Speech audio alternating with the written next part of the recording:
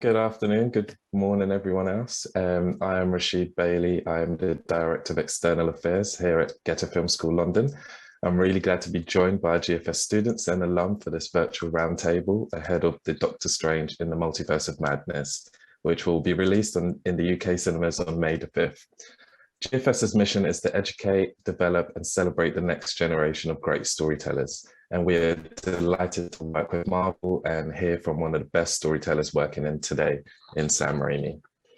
Sam, it's a pleasure to meet you, and thank you very much for speaking with us this morning. I will now pass you over to GFS London students. Hi Sam, I'm Victoria. I'm a 2017 GFS alum, and I'm currently studying visual effects at university at the moment. Fantastic. It's lovely to meet you, and thank you for that great introduction. So how's school going? It's going well. I'm in second year at the moment. Fantastic. And when you say studying special effects, what do you mean exactly? So it's visual effects. So we're doing 2D and 3D compositing at the moment, CGI integration, things like that. How exciting. Hi Sam, I'm Jamie, another GFS student. Cool, nice to meet you. Hi, I'm Maya. I'm 19, and I'm from South London. I'm a GFS student as well. What are you studying? I'm studying film production. Very cool. Hi Sam, my name's Aki. I'm 18, I'm from North London, and I'm currently a GFS student, and I'm in A levels, so it's just before you get to uni, but I'll be going to uni this September. That's fantastic. Very cool. Hi Sam, my name's Ivani. I'm 16 and I'm from East London, and I'm also studying A levels at the moment just before we get into uni. Great to meet you. Hi Sam, I'm Ruben. I'm 18. I'm currently doing my gap year. I'm going to be joining uni in September soon. How cool. So we'll jump straight into the questions and we'll start with Ruben. Yeah, cool. So we were lucky enough to see the first 20 minutes of the film, and the multiverse is a huge part of this movie, but also the overarching MCU. So my question is, what direction did you give the cast in order to bring out multiple versions of the same character? Well, that's really dependent on the script. Like you say, the Multiverse of Madness is really like holding up a mirror to the actor, and they're able to see alternate versions of themselves. So what direction do I give them? Well, it depends what the script is describing the character as. If Doctor Strange is going to meet a prouder version of himself, I discussed with the actor, well, why is he prouder? What is it really secretly a little bit of insecurity that is making him put on airs of pride so that his weakness doesn't show? He's afraid of being found out to be weak. If so, if that's what I've decided with the actor, we want to communicate that brashness, a little bit of a grander introduction. Maybe that is communicated through the style of his dress. Maybe we speak with costumes and say, no, our Strange in this alternate universe wants to make a show of himself a little bit, wants to show that he's better than others. He may have a little bit of silver trim on that scarf. It may also be presented in the way he speaks. He may speak in a grander tone than is necessary, or perhaps use words that are slightly more eloquent than are necessary to communicate an education level that he wants to make sure the other Strange knows that he has, all to hide his insecurity. So I'll listen for those things and I'll think, say, Benedict, you're being a little quiet here. This guy is insecure and he wants to hide it with a little bit of bravado. Can you give us what can you do to give us a little something with a little show to it? So it's about understanding what the writer created in the character and discussing it with the actor. How can we communicate that? What tools? And there are many tools. Everything is a tool. A prop is a tool. Maybe I always ask I run through a checklist. Is there a prop that can help communicate pride? No, I can't think of anything in this. I'm not going to give the guy a staff because that's just too much. But if there's a subtle way I could do it, I would. Can lighting communicate it? Yes, he may have set himself up with a backlight to seem more powerful, or maybe a set decoration. Maybe he chose a very a big chair so that he looked like a leader, you know, like a king almost. So there's a lot of tools that a director can use, from camera to lighting to art department to communicating with the actor, all to get across the same idea. In fact, that's all directing really is understanding what the theme and the goal of a moment is, and that director communicating to each and every department what that story is or what that moment is about. And the department heads, this woman, that woman, they'll come up with ideas to contribute to that goal. Now, I might say to the prop person, you don't want to be silent. You want to say to the prop person, I want him to be a proud person, but a staff is just too big. This is not some Roman epic where the guy would walk around with a staff. What can we do? And the prop person might say, you know, a simple silver ring can catch the light, and that will communicate he's a proud man. Oh, okay, great. I can't see the ring. Well, the lighting director might say, let me put a little special something on that ring to give it a little bling. I'll put a special little light on it. But if you communicate your desires to all the departments with a good crew, they all work together toward achieving that end. And you open up the channels of creativity, allowing everyone to communicate and contribute toward the same goal. You just filter it as the director, and you'll end up with a movie or a scene much better than you could have ever imagined on your own. Thank you for the question. I'm going to pass on to Vani now. Hi, Sam. So my question was that, well, I noticed that the character design felt like very rich, and there was a few characters early on that reflect the Marvel films from the past. So given your history with the superhero genre, what elements from your previous films were you able to bring into this film? Well, my goal was not to bring elements from my movies forward into this. Oftentimes you're challenged as a writer or director to create something completely original. In this case, Marvel had made a series of stories, probably 27 movies that were all interconnected with characters and plots. So my job was to dutifully take those characters and storylines, understand where the audience was with them. Where did WandaVision leave off? Where did the character of Wanda Maximoff, what's the audience's last experience with her? What are they next expecting?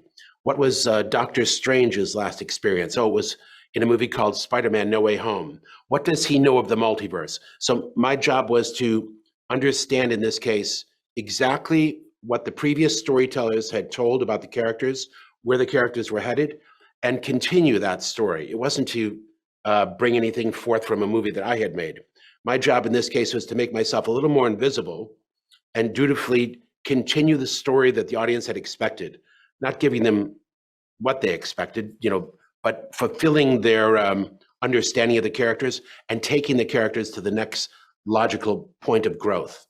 And understanding where those characters are is important, because you want to give them a conflict so they can come up against something, and it's not something they've come up against before. You don't want the audience to say, hey, he already learned that lesson of humility in the first Doctor Strange movie. He hadn't yet. That's what he's going to learn in this one. So I gave him challenges where his ego would be challenged, and he'd learn to sublimate that ego a little bit. And he'd learn, in this case, the lesson that others can contribute as well. And he's not the only one that can be the hero. And sometimes it's important to allow others to be the hero. That's the lesson he had to learn this time. It's a lesson of ego. But I had to know where he was and carry that story forward. It was much more of a craftsman's job than anything else. Well, thank you very much, Sam. I'm going to pass the next question on to Victoria. Thank you. Hello. So Doctor Strange is a character with such vibrant visuals and unique imagery. So I'd love to know how important the VFX was in the making of this film, and the process that you had between your team and the VFX team, and how early did you involve them? Was it in like pre-production or a bit later on? Yes, that's a great question. This movie is super effects heavy, as you must imagine, especially with your field of study. And it all begins with the script. Everything begins with that, the story. What are we after? And then it comes down to describing that story with storyboards, just two-dimensional illustrations, the characters, the environment, the shots themselves. But first, the environment, because this is a story of multiple universes. And we really wanted to give the audience the experience of living in our universe and then traveling to a new one and then traveling to yet another one. So we had to define what does our universe look like? What does universe 2 and 3 look like? And I found that that was a lot of our work, was in determining the look of those universes visually. I worked closely with our production designer, Charles Wood, from Bath, England, and his great art team. And I found that one of the most effective tools was subtraction. Let's not put everything in the presentation of our universe. Let's stay away from the colors of red and blue. Let's shoot with a particular shutter, with certain shorter lenses. By making choices, limitations, I was able to define what our universe looked like. So that when we went into universe 2, I had saved some of the color palette. I was able to work with longer lenses. I was able to be a little more flamboyant with the costumes. I kept some of the, through the retaining of a lot of spectacle and color, I was able to more narrowly define our universe. I showed that our universe, working with my production people and assistant directors, was a little more chaotic. Universe 2 would be a little more orderly. So we worked with the extras and the choreographers to make sure that people walked only in one direction. Also, sound was used to describe those universes. I made sure we had a much more narrow band of sound in our universe and challenged my sound designers to open up the speakers. When we went to universe 2, we went to multiple speakers. Ours is a little bit more in stereo. In the mixing state, we kept the sound in the center speaker and the left and right speakers. When we went to the other universe, we opened up the speakers so that the audience literally had more of a multiversal, multi-spatial feel when you were in those places. But anyways, working on the visual effects was about then determining the look of the universes, then determining, okay, in this universe, we're going to hold off on certain colors. So those effects won't have these shades of color. We'll save those for universe 2. We'll save others for universe 3.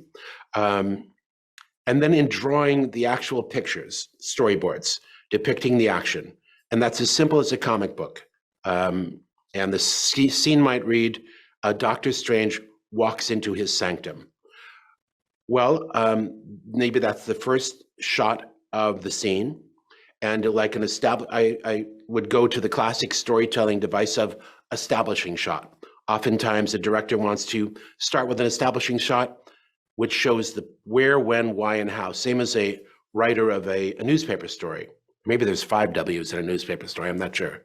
Who, where, why, when, and how. Actually, how is not a W. Let's forget I started this conversation with the W's.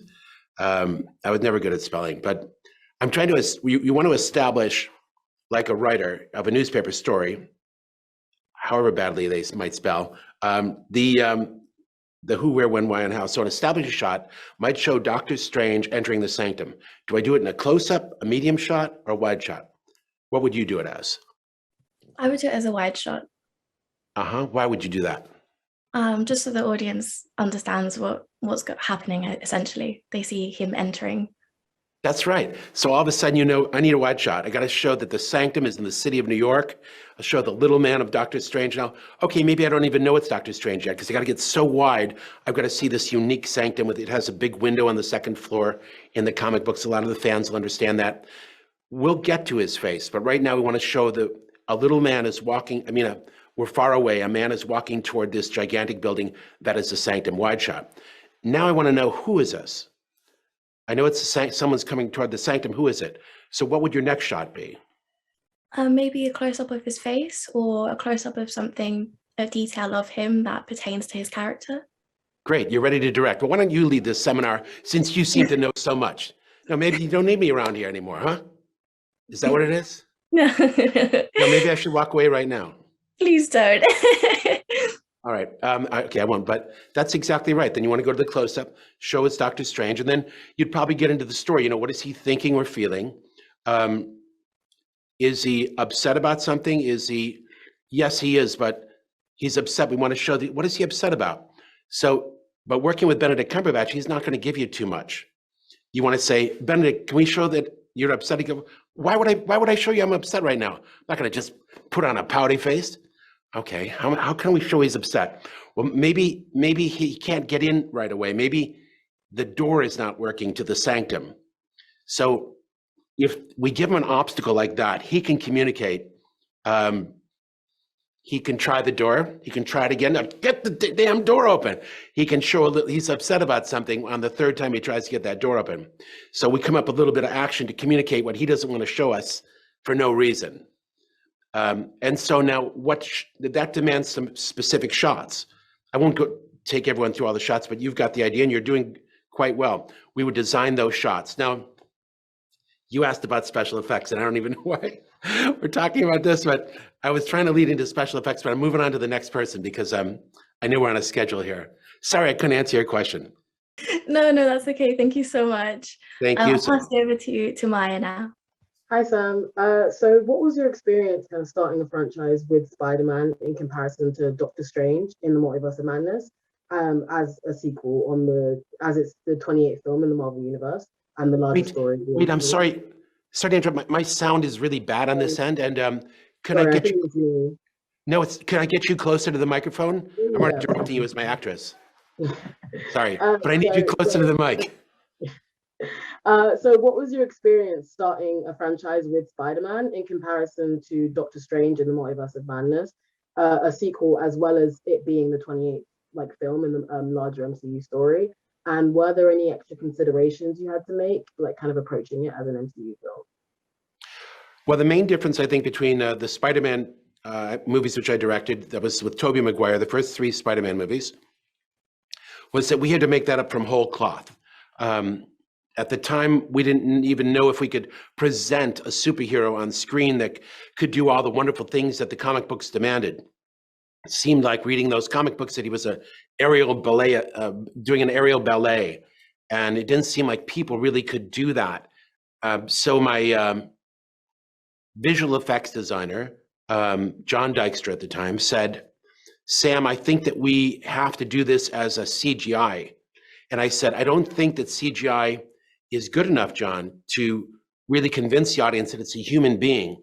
He said, well, we have 2 things going for us. 1, Spider-Man's in a mask. And 2, even though the technology doesn't exist now, we don't have to deliver the film until 1 year and 3 quarters. And if we start working on the technology now, it will be ready for us down the line when we need it. And I thought that was so cool that he had the vision to develop technology that even if it wasn't here now, will be ready by the time we need it. So we were able to he was right. We got technicians and artists and computer engineers all working on the problem, and they were able to create the technology, the coloring, the shading, the style of animation that we needed, the programs to pull off a superhero on screen. So it was a much different task than jumping in 20 years later on Doctor Strange 2, where all these systems are in place and it's all about much more refined tweaking of the existing technology. It's very similar to, though, it was like blazing a trail back then, and now it's like moving down the superhighway.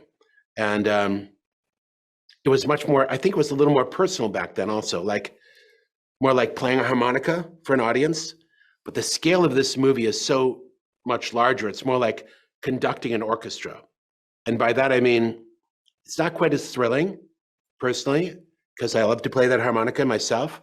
But now I'm working with musicians that are of a much higher caliber than I ever was. And I'm allowed to conduct their harmony between each other. And it's a different type of satisfaction. It's no less, it's just a very different experience in that way.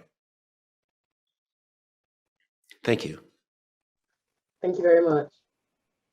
I'm going to pass it on to Jamie. Hi, Sam. There's a lot of excitement around this film and its description as the first MCU horror film, there's a lot of hints in the promo materials to some of your classic horrors. So what was it like trying to take these concepts and apply them to this film? Kevin Feige stated that, and he's the president of Marvel, and he's the producer of this film, that he wanted to make Marvel's first entry into the horror film. So I came from a background of making low-budget horror films, which for you guys is not a bad way to break into the business still, I think. Two of the types of movies that are still playing in theaters, even after the pandemic, are big superhero blockbusters, other types of blockbusters, and the lowly horror film. And the horror film is so it seems always like some people want to see horror films. So because he stated that this would be Marvel's first entry into the horror film, I think he thought of me as a likely candidate to direct because I've started with low budget horror films. So I've taken some of those techniques that I learned in making those films, the building of suspense, teasing the audience with pending outcome, delivering the shock, jump scare, or the peak moment, some people call it. And I use those techniques where appropriate in telling this story. So they actually come to serve you quite well, those simple techniques. And I really like doing it. It's, I think you guys would too. I don't know if you've made suspense pieces. You probably have dabbled in that as young filmmakers, but it's great to create an expectation on behalf of the audience, for the audience, and watch them in the theater as they start to get on edge and they're wondering what's behind that door. And you have your character get closer and closer to that door with point of view shots or pulling the character, and you have the character express anticipation, and you have the character reach out toward that door, that close up of that hand coming toward it, and then you've got the doorknob coming toward the camera, and the big close up of the person who's got a little bit of fear on their face, and through the intercutting of these pieces, you're building suspense, and then that door opens and you don't deliver. They were waiting for it, but you don't give it to them. And they go, and you bring them down a little bit. Then you hit them.